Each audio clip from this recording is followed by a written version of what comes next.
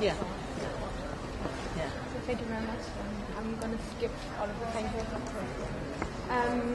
So, yeah, I was wondering, you were talking about empowerment of the grassroots, of the knowledge of people, so that people can start the movement about climate change.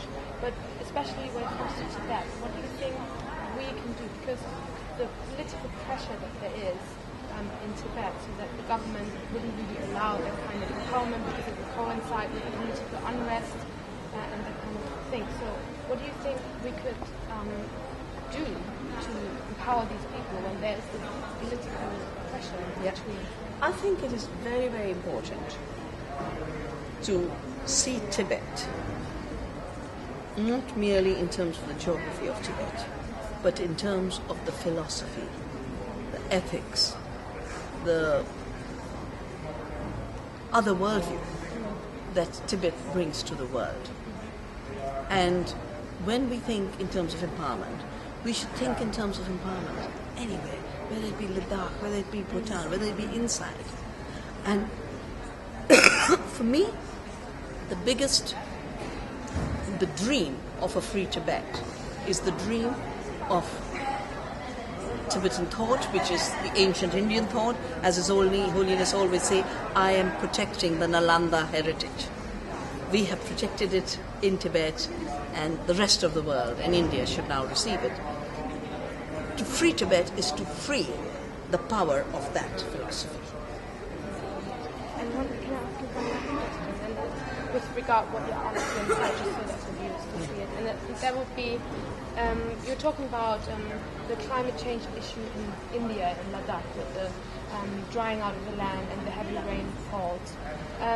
So if the Indian government acknowledges that there's a problem with that situation, how do you think that coincides with the superpower of China when there's conflict, especially in the border area between China and India?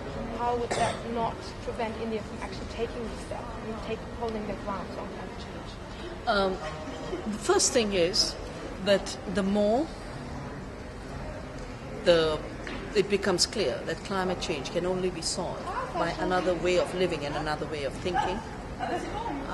And my hope is that India will remember what it is.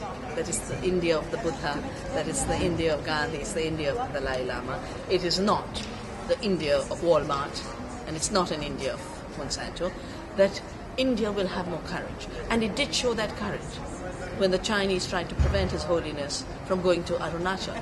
And India stood strong and refused to be bullied. So in a strange kind of way, His Holiness is playing a role much larger than was ever imagined. There are two places where this whole issue of China as the heart of the new non-sustainable production and its invasiveness into Tibet and in its attempt to invade into India. It just prevented a village road being built in Ladakh. I think there are two places where its illegitimate power will be contained. The first is at international fora like this, where quite clearly the right to be a polluter is not given. It has to be negotiated in terms of the limits. And that's what's at stake in COP15.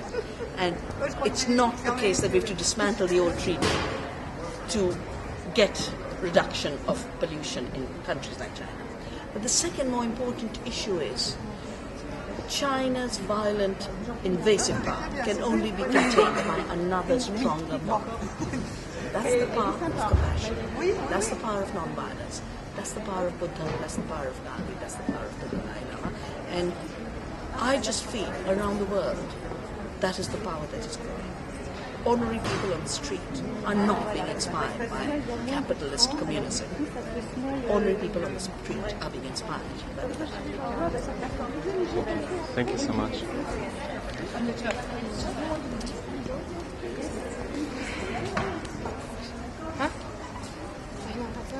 Oh yeah, so thank you for watching the live stream. We just decided very spontaneously that we're going to live stream, and we didn't actually expect that people watch it. So yeah, thank you very much. It was really interesting for us.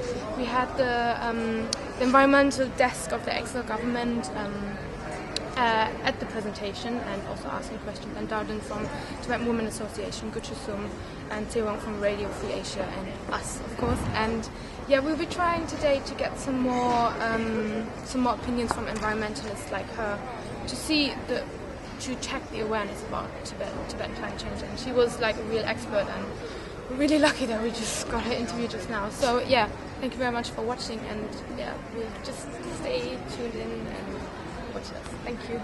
Bye.